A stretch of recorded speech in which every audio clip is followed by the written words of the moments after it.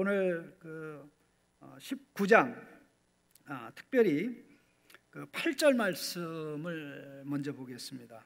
19장 8절입니다. 그에게 빛나고 깨끗한 세마포 옷을 입도록 허락하셨으니 이 세마포 옷은 성도들의 옳은 행실이로다 하더라. 자, 이렇게 19장에 이제 구원에 대해서 말씀을 하고 이제 짐승의 세력의 심판에 대해서 말씀한 게 다음 내용입니다.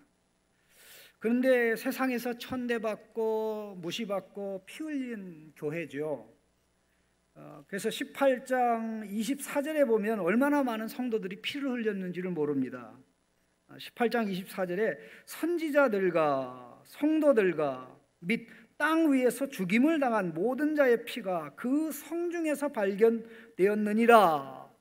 이렇게 돼서 정말 이렇게 죽어간 사람들을 보고 참 안 됐다라고 보는데 그들이 하나님 앞에서는 얼마나 참 영광스럽고 존귀한 자인지를 단 하나 예비적인 모습으로 보여주고 있는데, 사실 이 모습이 그 어린 양의 혼인잔치에 초대받았다.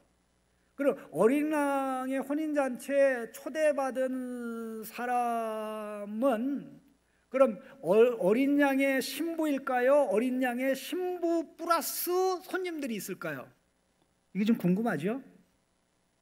어린 양의 혼인잔치에 초대받은 사람들은 그 중에 그 모든 사람들이 다 신부일까요?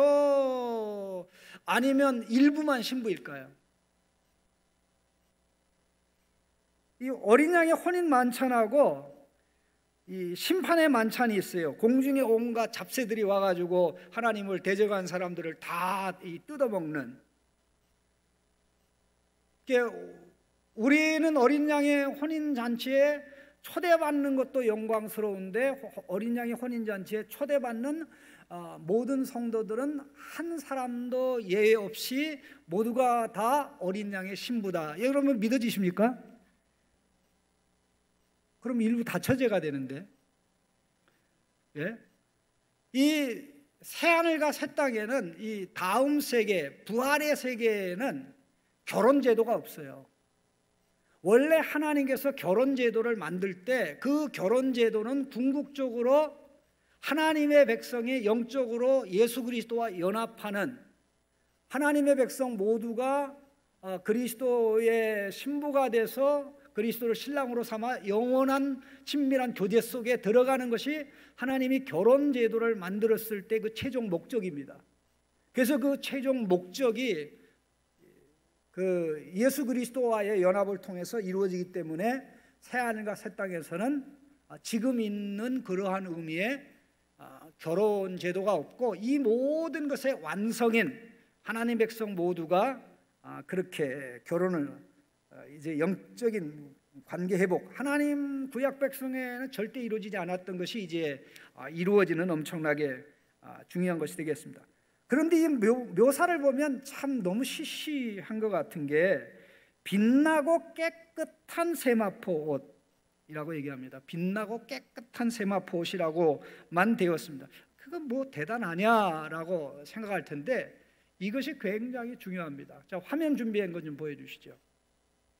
그 어린 양의 신부의 흰 옷을 얘기하면서 빛나고 깨끗한, 이 빛나고 영원히 빛나고 온전히 깨끗한, 이거는 바벨론의 더럽고 가증한 모습의 정반대입니다. 바벨론이 어마어마하게 화려한 것으로 다 치당했다고 할지라도 그 뒤에는 뭐가 우글우글거립니까? 더러운 귀신, 악령들이, 사단의 역사가 우글우글합니다. 새를 가르쳐서도 더럽다고 얘기를 했으니 얼마나 참 더러운 것입니까? 그런데 여기 오늘 본문 말씀에 아주 이 부분이 중요한데요, 이 성도에게 있어서 옷은 너무나 중요합니다. 옷은 이제 꼭 두 가지를 의미하는데 그 중에 하나는 신분을 의미하고요, 또 하나는 신분에 걸맞는 행위를 의미합니다. 그러면 신분이 먼저일까요? 행위가 먼저일까요? 신분이 먼저입니다. 우리는 예수 그리스도의 신분을 입고 예수 그리스도를 닮아가는 삶을 살아가는 거죠. 예수 그리스도의 신분을 입는다는 것은 예수님의 자격으로 저와 여러분이 하나님의 아들과 딸이 되는 것입니다. 아멘. 네. 예수 그리스도의 자격으로 하나님의 아들, 딸이 돼서 이제 우리가 어떻게 살아가야 됩니까? 아들, 딸의 행위를 해야 되죠. 그게 바로 옷을 입는 것으로 의미해서 이걸 가르쳐서 이 세마포옷은 성도들의 옳은 행실이다라고 말씀을 한 것입니다. 근데 이 부분이 너무나 중요한 게 그 3장 18절 말씀에 성도들에게 말씀하는 가운데, 물론 3장 4절에 4대 교회 나옵니다. 4대 교회. 4대 교회는 기억하기가 쉬운 게 크게 죽은 교회입니다. 4대, 크게 죽은 교회예요. 이름만 유명하고요, 역사는 굉장히 길고 전통도 깁니다. 그런데 명목적인 신앙인들이 너무 많아요. 우리 창신교회가 그런 모습을 가지고 있을 수도 있어요. 오래된 교회들이 대부분 그렇게 됩니다. 박물관에 들어갈 그런 위험이 있는 교회인데, 그런데 그 교회의 순수성을 지키고 있는 성도가 있었어요. 하나님께서는 4대 교회 같이 된 교회가 그 깨끗한 옷을 입고 더럽히지 않고 살아가는 모습을 가지고 있어 그들이 교회를 살릴 것이라고 말씀한 거죠. 저는 여러분들이 우리 교회를 살릴 줄로 믿습니다. 하나님이 큰 선물 주실 것입니다. 코로나 없을 때 우리가 사경회에도 이렇게 모인 적이 없어요. 예? 그것이 코로나 상황이 맞나 제가 보면서 착각한다니까요. 하나님이 큰 선물 주실 준비가 됐구나, 뭔가 하시겠구나 하는 생각이 탁 들어서, 하나님 뭘 주시려고 이렇게 코로나 상황인데 코로나를 잊어버리고 우리 성도들이 참여합니까? 한번 기다려 보십시오. 하나님 어떻게 역사하시나. 그 4대 교회에 관해서 옷에 대해서 말씀하고, 이제 바벨론처럼 된, 음료처럼 된 교회가 라오디게아 교회죠. 라오디게아 교회가 나는 부자라 부요하여 부족한 게 없다 그랬잖아요. 그야말로 일종의 작은 바벨론이죠. 세상이 완전히 교회 안에 다 들어와서 세상 것으로 다 채워지고 부자라 부요하여 부족한 것이 없다라고 하는데, 하나님께서는 내가 공고한 것과 가련한 것과 벌거벗은 것을 알지 못하는도다 그렇게 말씀하면서 권면하기를, 내가 네게 권면하노니 너는 흰옷을 사입어 벌거벗은 수치를 가리라 그랬죠. 신분에 맞는 삶, 행위를 하는 게 중요하다라는 것. 자, 그 다음에 7장 14절에 14만 4천을 얘기하면서 그들을 설명하기를 뭐라고 얘기했습니까? 어린 양의 피로 씻어서 희게 되었다. 그러니까 원래 죄가 없어서 신 게 아니라 늘 어린 양의 피로 씻어서 이렇게 새롭게 되었다는 것이죠. 그리고 바벨론의 모습을 얘기하면서 16장 15절에 깨어 자기 옷을 지켜 벌거벗고 다니지 말라라고 얘기하죠. 신분에 맞게 살라, 그런 말씀이고요. 그리고 마지막 22장 14절에 자기 두루마리를 빠는 자들은 거룩한 성에 들어가는 복이 있다 그래서, 자기 두루마리를 안 빨고 사는 사람들은 바로 이 어린 양의 신부에게 입혀주는 세마포 옷을 결국 입지 못하게 되는 거겠죠. 그러면서 모든 결론이 바로 그겁니다. 깨끗하고 빛나는 이 세마포는 서로 이러한 성도들의 이러한 모습이 성도들이 신랑을 위해 단장한 모습입니다. 자, 7절 말씀 읽어주시죠. 7절 말씀, 19장 7절입니다. 우리가 즐거워하고 크게 기뻐하며 그에게 영광을 돌리세. 어린 양의 혼인 기약이 이르렀고 그의 아내가 자신을 준비하였으므로. 자, 보십시오. 어린 양의 혼인 기약이 이르렀고 그의 아내가 자신을 준비하였으므로. 그 자신을 준비했는데 준비한 그것을 하나님께서 다 인정하신다, 그런 뜻이죠. 준비한 모든 것을 다 인정해서 입혀주는 것이 바로 그 세마포인데, 순결함, 정결함, 바로 거기에다가 하나님이 이제 직접 이렇게 준비된 성도들에게 입혀주시는 게 있어요.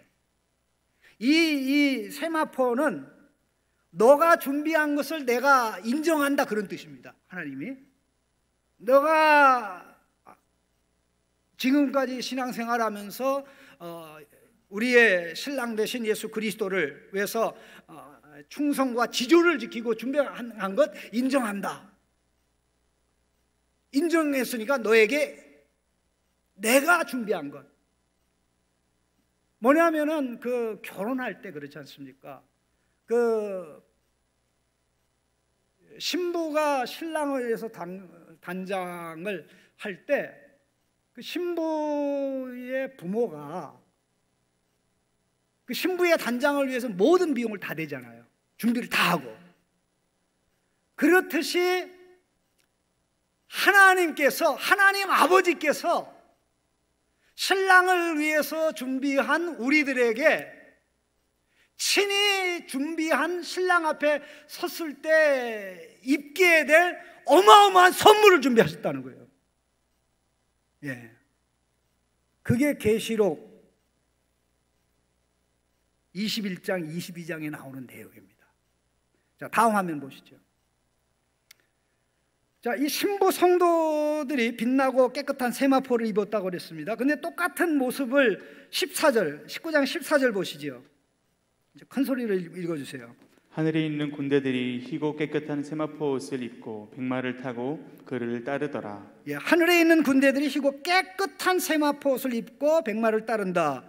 이 천상의 군대에는 천사도 포함되어 있지만 앞서간 성도도 포함되어 있습니다. 자, 옷이 똑같다는 거죠. 자, 그런데 놀라운 사실은 계시록 21장 2절에 거룩한 성 예루살렘이 하나님께서 신부를 위해서 단장한 모습입니다.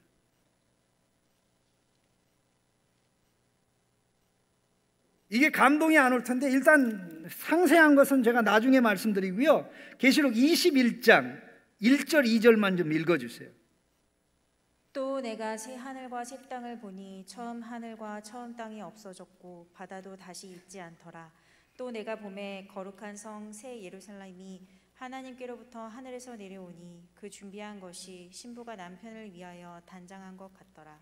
자, 뭐라 했으나 하나님께로부터 하늘에서 내려오니, 뭐가 내려옵니까? 거룩한 성 새 예루살렘이.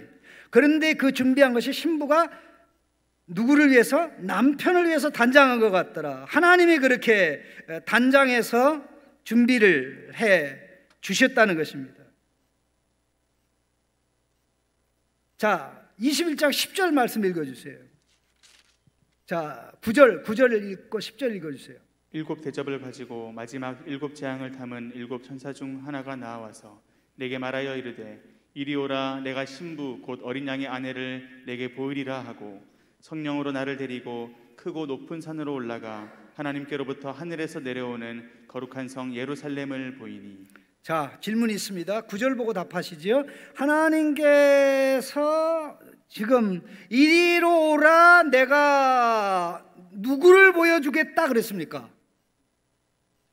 자, 내가 누구를 보여준다 그랬어요? 자, 우리 권사님들 누구를 보여준다 그랬어요? 예, 신부 곧 어린 양의 아내를 내게 보여주리라 그랬죠. 그런데 실제적으로 보여준 게 뭡니까? 10절 읽어봐 주시죠. 성령으로 나를 데리고 크고 높은 산으로 올라가 하나님께로부터 하늘에서 내려오는 거룩한 성 예루살렘을 보이니. 하나님 뻥친 겁니까? 신부를 보여준다고 그랬는데 실제로 보여준 것은 뭐예요? 예루살렘 성이죠. 21장 2절에 그랬잖아요. 내가 보매 거룩한 성 새 예루살렘 미 하나님께로부터 하늘에서 내려오니 그 준비한 것이 신부가 남편을 위하여 단장한 것 같더라. 새 예루살렘 성의 이 말로 다 할 수 없는 모습은 우리의 구원이 완성됐을 때 우리가 하나님 앞에서 단장될, 하나님이 우리를 단장시켜 주실 그런 모습이에요. 신앙생활하면, 지금까지 신앙생활하면서 좀 섭섭하신 분들도 있을 거예요. 특별히 그렇게 젊었을 때 좀 하나님 나 좀 한 번만 좀 음성 좀 듣고 싶어요. 하나님 참 살아계시면 내가 하나님 참 한 번 좀 보고 싶어요. 그런데도 하나님은 참 야속하시게 보여주지도 않고 육성도 안 들려주죠. 그렇죠? 혹시 하나님 육성 들은 사람이 있습니까? 네? 하나님의 그 모습을 이기풍 목사처럼 기풍아 기풍아 내가 어찌하여 나를 박해하느냐, 네? 육성 듣지도 못하고 모습을 보지도 못하고 보여달라고 해도 안 보여줬는데, 그 새하늘과 새 땅에서는 매 하나님을 24시간 365일 영원히 함께 목격하고 경험하고 체험하면서, 상상이 되십니까? 하나님의 모습이 예수님의 모습이고 예수님의 모습이 우리의 모습이에요.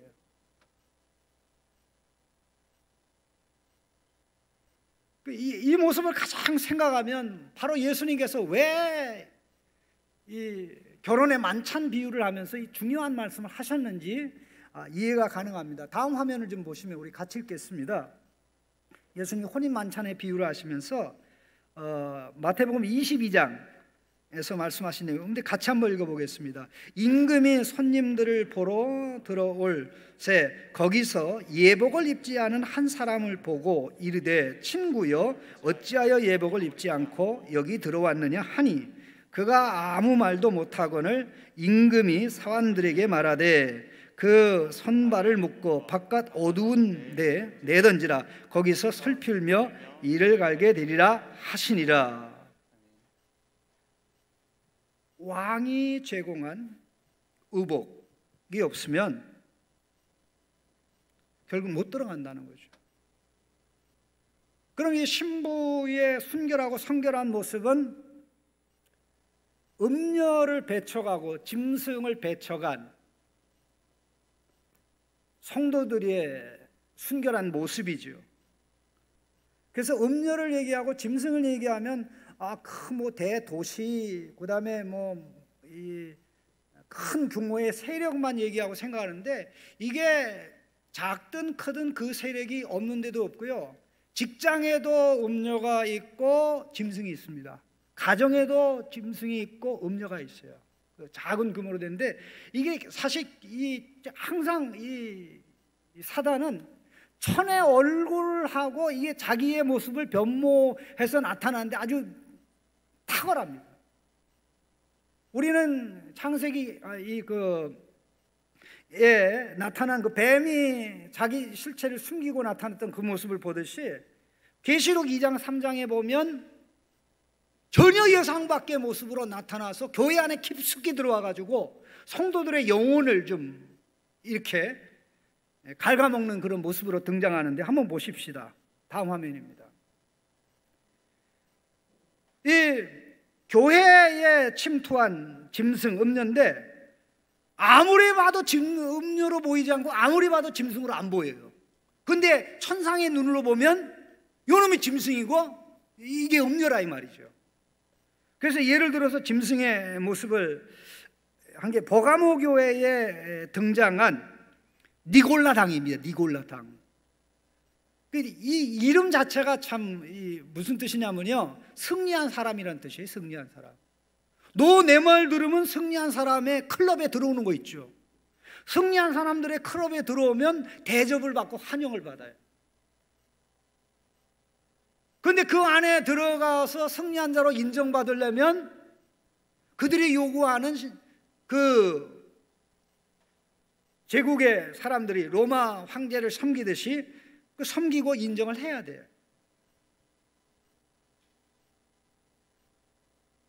그런데 버가모 교회는 니골라당을 그대로 받아들였어요.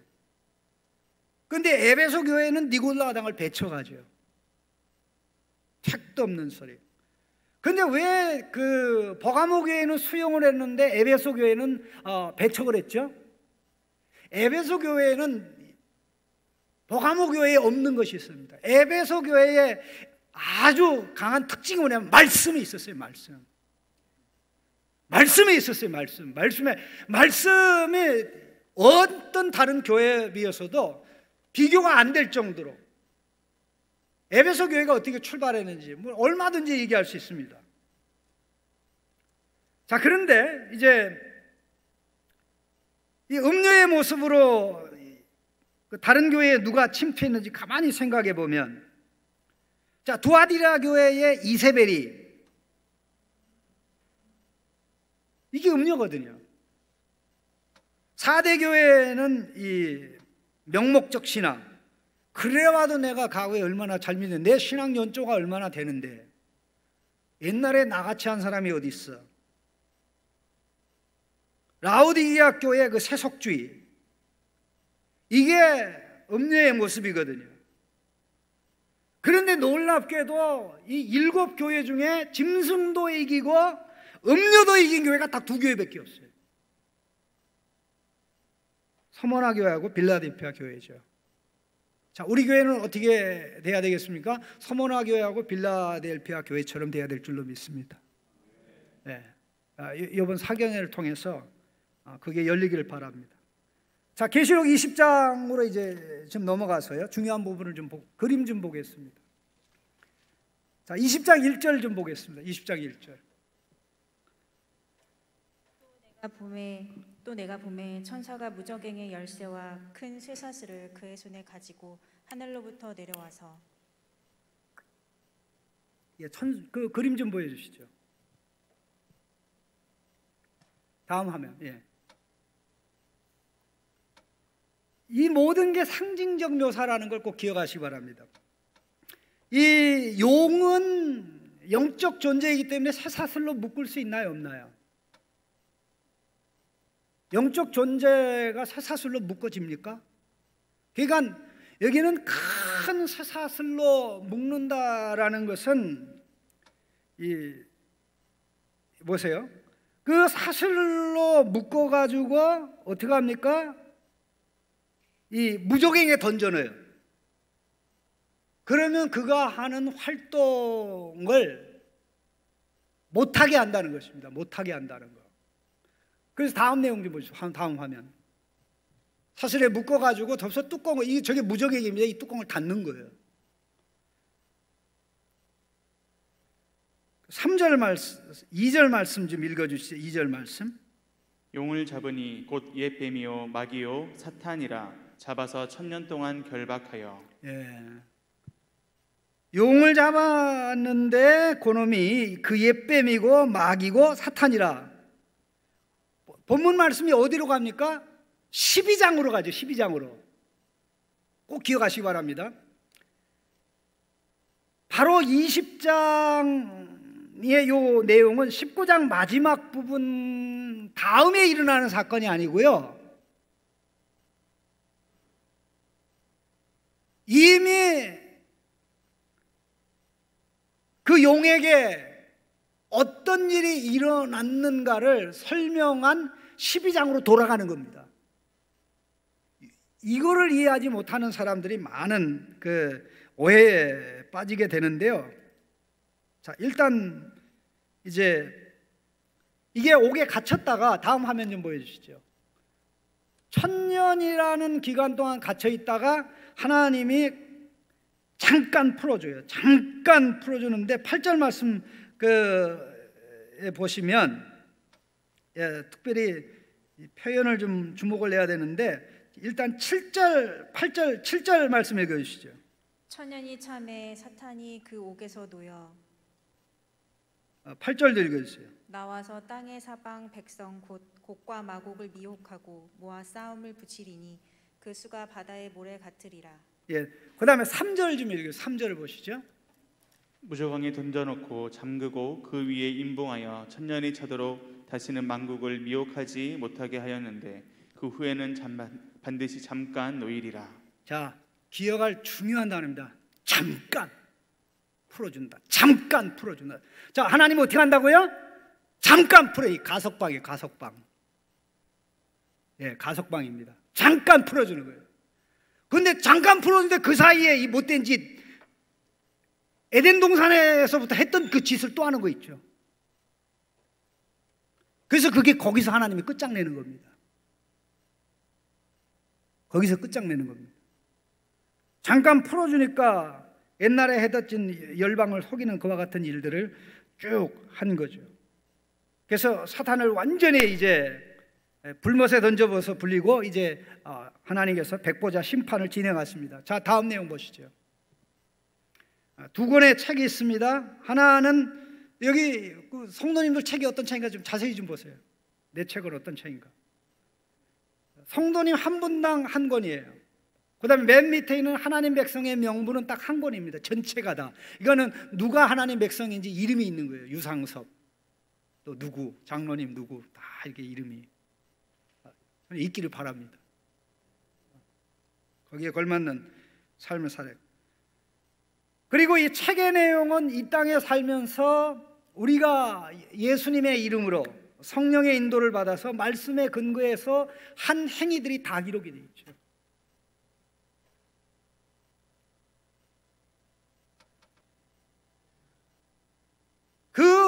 우리가 하나님을 위해서, 주님을 위해서 한 것은 하나도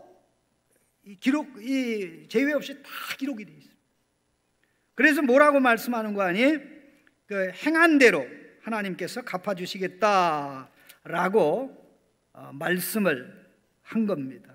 자, 12절에 죽은 자들이 자기 행위를 따라 책들에 기록된 대로 심판을 받으니, 13절에 각 사람이 자기의 행위대로 심판을 받고, 이렇게 진행이 됩니다. 그래서 결국 생명의 명부에, 하나님 백성 명부에 이름이 없는 사람들은 불못에 던져져요. 다음 화면이 바로 이겁니다. 예. 자, 우리 한번 같이 읽어볼까요? 사망과 음부도 불못에 던져지니 이것은 둘째 사망 곧 불못이라. 누구든지 생명책에 기록되지 못한 자는 불못에 던져지리라. 자, 그러면 이제 가장 중요한 게요, 이 천년이라는 것이, 이게 천년이라는 기간이 사탄이 결박되는 기간입니다. 결박이 됐다가 잠깐 가석방됐다가 다시 영원히 끝장내죠. 우리 하나님이 이 그림을 정확하게 이해하셔야 됩니다. 바로 가석방된 사이에 일으키는 전쟁이 아마겟돈 전쟁이고요, 고가 마국의 전쟁이고요, 19장에 묘사된 그 전쟁인데, 전쟁하려고 전 세계에서 군대를 다 모집하지만 전쟁 시작하기 전에 하나님 끝냅니다. 우리 하나님에게 이 마지막 날의 전쟁은 하나님의 능력과 권능을 보여주는 전쟁이지, 하나님이 그렇게 이 악한 세력에 기회를 줬는데도 돌이키지 않는 사단을 심판하고 그 세력을 심판하는 것이 얼마나 정당하고 공의로운지를 보여주는 역할을 하는 것입니다. 자, 그렇다면 이 사탄이 이 결박되는 일이 미래에 있을 것인가, 이미 일어났는가 하는 이 부분이 중요한데, 그것과 함께 또 하나 잠깐 생각해야 될 것이, 이 천년 왕국이 실제적으로 언제 있냐, 또 이게 실제적으로 문자 그대로 천년이냐 하는 여러 가지 문제들이 있는데, 우리가 꼭 기억해야 될 세 단어가 있습니다. 전천년설, 후천년설, 무천년설. 이 전천년설, 후천년, 이게 좀 기준이 좀 약간 혼란스러운데요, 화면 좀 보십시다. 이해하기 쉽도록 제가 준비를 했습니다. 이 전천년설, 후천년설, 무천년설, 이게 기준이 뭐냐면요, 이 재림 전이냐 후냐, 그러니까는 무엇이 재림 전에 있느냐, 그러니까 천년 왕국이 예수님의 재림 전에 있느냐, 재림 후에 있느냐, 무엇이, 꼭 기억하세요. 무엇이 그래서 예를 들어서 풀이 전천년설은 뭐래요? 그 우리 주님의 재림이 예수님이 오셔서 천년왕국을 세우기 전에 오니까 그걸 가르쳐서 전천년설이라고 얘기하는 거예요. 그러니까는 이게 지금 헷갈립니다. 그러니까 이게 기준이 뭐냐면 우리 주님의 재림인데 프리밀, 그러니까는 천년왕국 전에, 프리밀 전에 예수님 재림하신다 그런 뜻이고요. 그 다음에 후천년설은 포스트밀 해서 천년왕국 후에 예수님 오신다 그런 뜻입니다. 천년왕국 후에 예수님 오신다. 그리고 이 무천년설은 문자 그대로 천년이라는 기간에 천년왕국은 없고 지금 현재 예수님이 승천하셔서 재림하시기까지의 기간이 천년왕국 시대다. 그래서 여기 새로운 단어를 제가 펴는데 지금 현재가 천년왕국, 현천년설. 지금 예수님께서 하나님 보좌 앞에서 다스리고 지배하고 이끌어 가신다 하는 그런 건데요. 이 후천년설도 마찬가지로 기독교의 황금기를 얘기하기 때문에 문자적인 천년은 믿지 않습니다. 계시록에서 숫자는 문자적인 의미가 없기 때문에 이 천년을 문자적으로 이해해 버리면 굉장히 심각한 문제가 발생하는데, 자, 어떻게 한번 생각해 보세요. 이 천년이라는 기간하고 1260일이 어떻게 동일합니까? 하나님의 복은 길고 환난은 짧은 거거든요. 고통은 짧은 거거든요. 그러니까 이 상징적인 의미로 보기 때문에 일단은 중요한 부분이 계시록 20장이 말씀하는 천년왕국, 이거는 천년이라는 것은 있는데 우리 교단 안에 여기에 대한 이해는 전천년설을 얘기하는 예수님이 오신 다음에 천년왕국이 땅에 이루어진다고 믿는 분들도 계시고, 예수님이 오시기 전에 다른 의미로 이미 예수님이 하나님 보좌 앞에 통치하고 계신다고 믿기도 하고, 또 후천년설처럼 믿기도 하는데 이 모든 것을 우리 교단의 신학이 다 인정하고 있습니다. 근데 하나 좀 쉽게 말씀드리면, 저와 같이 성경 신학하는 교수님들은 뭐 신약학이나 구약학이나 교수님들은 거의 다 지금 현재 예수님이 하나님의 보좌 우편에서 다스리기 때문에 바로 이 기간이 상징적인 의미의 천년왕국 시대다, 그렇게 대부분 믿고요. 이 조직신학, 이 교리신학이라고 합니다. 주제별로 하나님 누구며 예수님 누구며 인간은 뭐며 그 죄가 뭐 이렇게 하는 조직신학을 하시는 분들은 대부분 이제 전천년설을 믿고 따라갑니다. 근데 저도 이제 원래는 이제 그 전천년설을 제가 자랐던 교회 목사님이 설교할 때마다 계시록 설교를 하셨거든요. 그래서 자동적으로 이제 이 그 전천년설을 믿고 이렇게 쭉 나갔는데, 성경을 계속 공부하다가 성경 말씀의 가르침에 압도돼서 이 예수님이 전천년설의 가장 큰 문제점이 뭐냐면 예수님이 아직까지 왕이 아닌 거예요. 예수님이 오셔야 천년왕국이 이루어져서 예수님이 땅에서 왕이 된다는 거예요. 그런데 성경을 읽으면 계시록을 읽고 사도행전을 읽고 다 읽어봐도 예수님이 다스리고 계시고 예수님이 지배하고 계시고 예수님이 가르치시고, 그래서 제가 쓴 책 사도행전에 모든 내용이 그런 내용입니다. 예수님이 부활 승천하셔서 하나님 보좌 우편에서 왕으로 통치하시고 다스린다. 눈을 감고 읽어도 예수님이 왕이라는 사실을 부인할 수 없는데, 우리가 그 사실을 부인하고 살게 되면 이 땅에서 손해보는 것이 너무 많다는 것이죠. 근데 왜 사람들이 지금 현재가 이 천년시대라는 것을 믿지 못하냐면 환난이 있고 핍박이 있고 어려움이 있기 때문에. 근데 이게 동시적으로 진행이 되는 거거든요.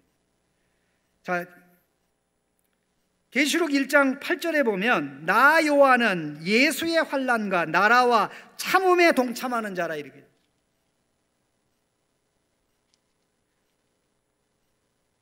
자, 그러면 이것과 함께 중요한 부분이 왜 이렇게 이해해야 되냐면 사탄의 결박입니다. 다음 내용 좀 보시죠. 사탄의 결박이 미래에 있다라고 생각하는 분들은 아직 결박이 안 됐다. 그래서 짐승이 역사하고 음료가 역사하고 그런 것이다라고 이제 생각을 하게 되는데요.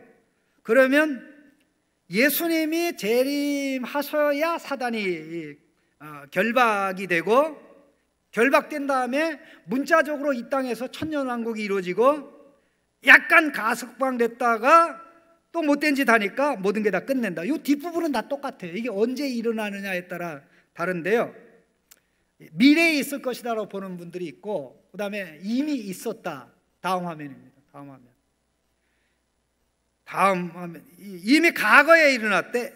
이미 예수님의 십자가로 결박이 되었는데, 그래서 사단이 결박된 기간 동안 할 수 없는 게 있는데, 그게 뭐냐면요, 열방을 속이는 일을 못합니다. 이게 가둔 목적이 뭐냐면은 사탄이 전혀 활동 못하게 하는 게 아니라 딱 한 가지 목적입니다. 열방을 속이는 것을 못하게 하기 위해서. 그런데 풀어주면 하거든요. 그럼 언제부터 사탄이 결정적으로 열방을 속이는 일을 못하게 됐냐면은 계시록 15장에 기록된 미가엘과 싸워서 하늘에서 추방된 시점부터 속이지 못하게 됐거든요. 그게 뭐냐면, 다시 말해서 예수님의 십자가로 말미암아 사탄이 결박되어 더 이상 속이지 못하니까, 복음을 들고 우리가 이 나라 저 나라로 가면 사탄 나라의 인질로 사로잡혀 있던 사람들이 복음을 듣고 자유를 얻게 되는 역사가 일어나는 겁니다. 이게 너무나 중요한데, 다음 화면을 보시죠. 자, 3절 말씀 한번 같이 읽어볼까요? 무저갱에 던져 잠그고 그 위에 임봉하여 천년이 타도록 다시는 만국을 미혹하지 못하게 하였는데 그 후에는 반드시 잠깐 놓이리라. 자, 갇혀 있을 때는 속이지 못했다가 잠깐 놓이니까 어떻게 합니까? 8절에 나와서 땅의 사방 백성 곧 곡과 마곡을 미혹하고 모아, 이렇게 이 못된 짓 한단 말이에요. 자, 그러면 다음 내용 보십시다. 이 부분이요. 이 예수님의 십자가 이 부활 사건 이전에 이미 사탄은 예수님이 구원 사역을 시작하면서부터 이 패배하기 시작했어요. 결박되기 시작했어요. 이게 결박되다가 예수님의 십자가에서 완전히 결박됐어요. 그래서 예수님의 십자가 이전에는 하나님 나라의 복음이 유대 땅 유대 백성에게만 전파되죠. 유대 땅 유대 백성에게만. 그리고 사람들이 복음을 들으려면 유대 땅으로 왔죠. 그 예수님이 제자들을 보낼 때도 사마리아의 고을로 가지 말라고 그러죠. 그런데 예수님이 십자가의 죽음으로 사탄을 그러니까 사탄을 폐회시켰기 때문에 이제 온 세상 나라의 통치권을 예수님이 빼앗은 거죠. 그래서 우리 계시록 11장에 무슨 내용이 있죠? 하나님의 성전과 제단과 그 안에서 경배하는 자들이 있고, 성전 바깥들은 내줬다고 그랬죠. 이방인들에게. 사탄이 활동하는 거예요. 그런데 복음을 들고, 왜? 그 성전 바깥들은 사탄의 것입니까? 하나님의 것입니까? 하나님의 것이거든요. 그게 세상 나라가 하나님 나라 돼야 되거든요. 하나님이 우리로 하여금 그 사명을 감당하러 준 거예요. 박해가 진행되는 가운데. 그러니까 복음의 무기만 가지고 가면, 복음의 진리만 가지고 가면 이거는 맥을 못 쳐요.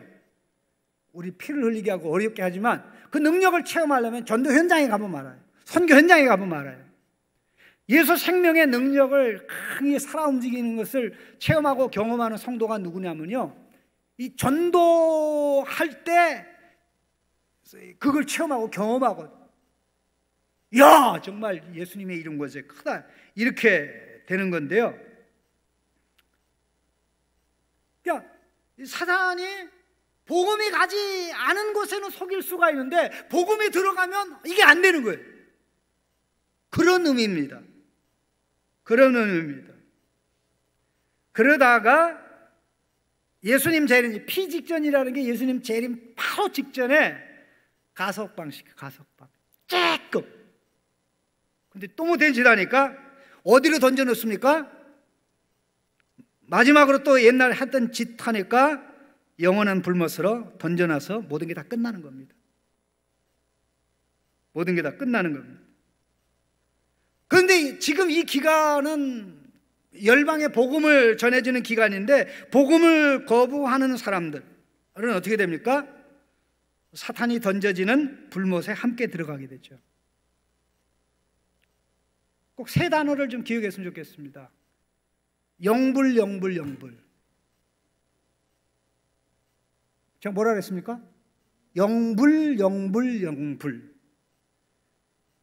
원래 기억하기 쉬우라고 이렇게 했는데 첫 번째는 영분입니다. 영분, 영원한 분리.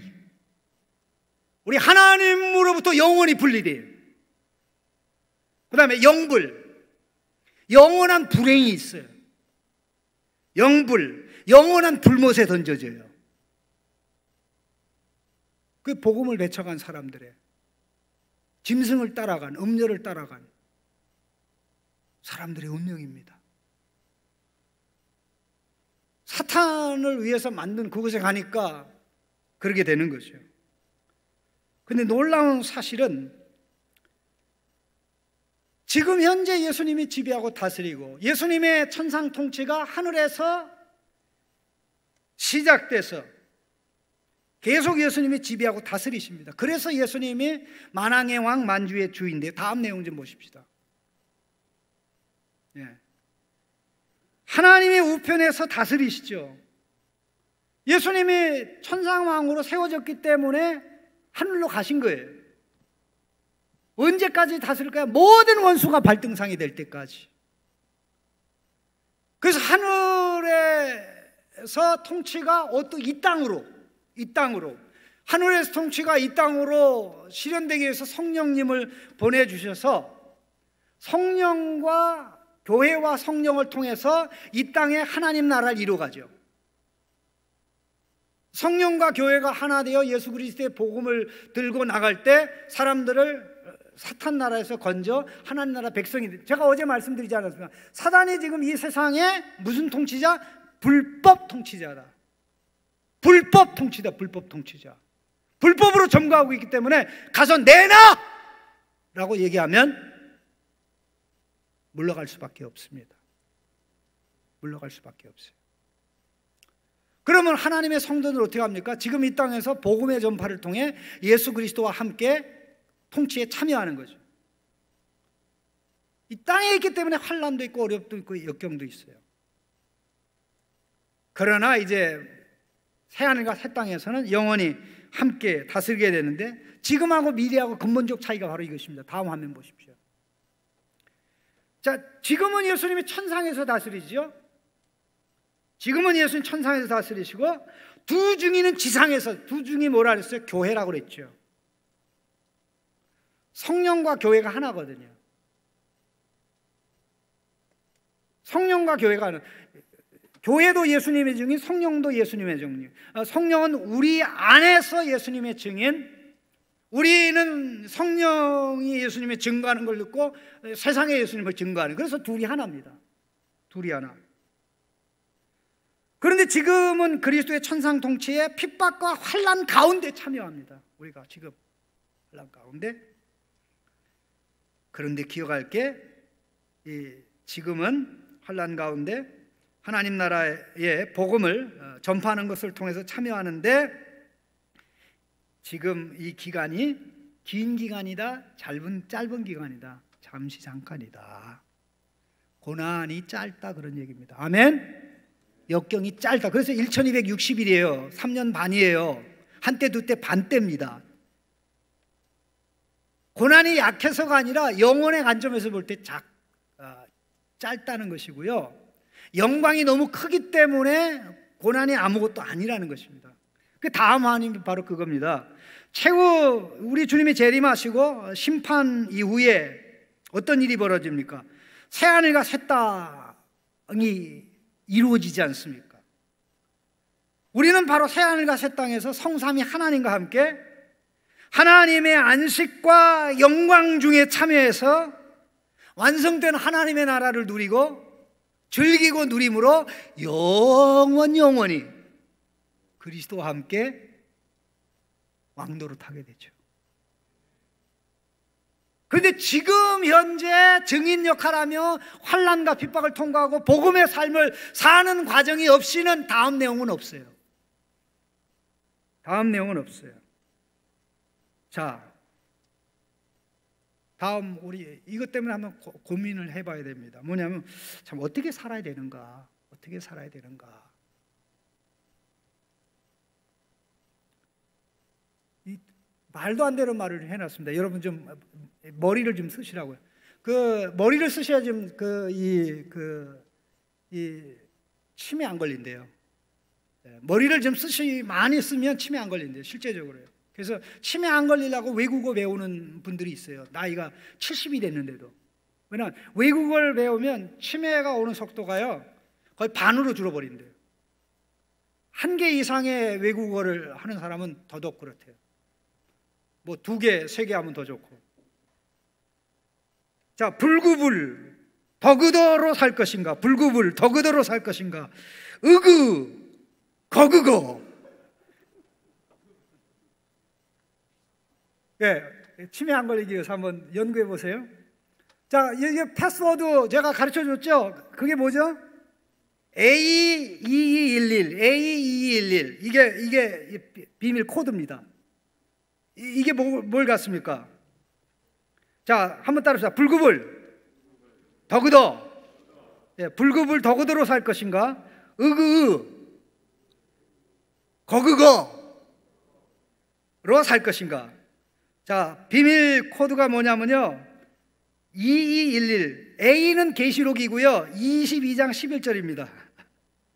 자, 같이 읽어보겠습니다. 다음 화면입니다. 자, 불의를 행하는 자는 그대로 불의를 행하고 불 맞죠? 불의를 행하는 자는 그대로 불의를 행하고 더러운 자는 그대로 더럽고 의로운 자는 그대로 의를 행하고 그 다음에 거룩한 자는 그대로 거룩하게 하라. 네, 이겁니다. 앞으로 다시 가봐요. 자, 뭐라고요? 불구불 더그더. 불구불이 뭐예요? 불의한 자는 그대로 불의를 행하고 더러운 자는 그대로 더럽고 의로운 자는 그대로 의롭고 거룩한 자는 그대로 거룩하게 하라. 둘 중에 하나예요. 둘 중에 하나예요. 어떻게 살아야 되겠습니까? 우리는 준비된 세계가 있는데 이 일 때문에 우리가 반드시 택할 건 하나밖에 없습니다. 우리는 이 불구불 더그더 이걸 반드시 피해야 됩니다. 불구불 더그더. 불의에서 더 불의로, 더러운 데서 더러운 것으로.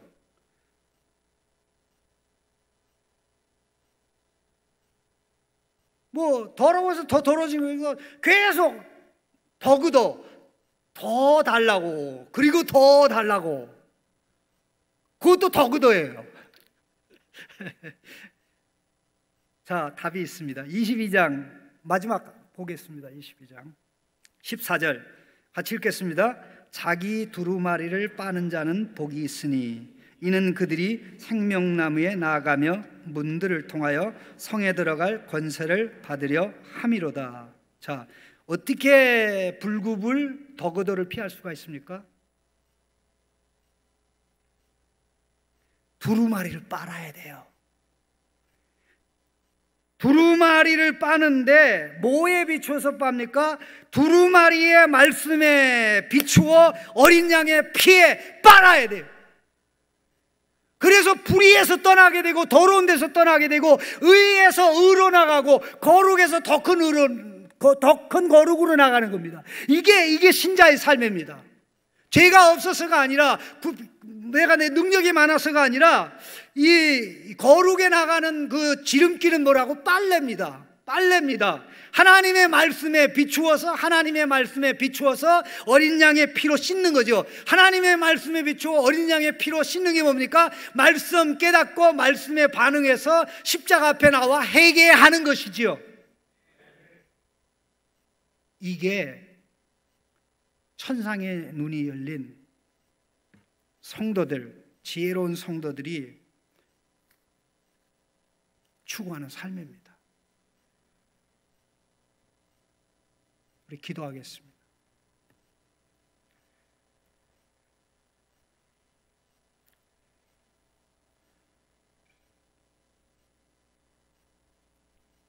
삼 일 동안 말씀 잠깐 들었는데요, 다 생각하지 마시고 듣기 전에 생각했던 것도 다 내려놓고 딱 하나만 잡으시기 바랍니다. 나 이대로 살 수 없습니다. 나 이대로 계속할 수 없습니다. 내가 음료에게 속고 세상에 속고 세상의 화려한 게 속아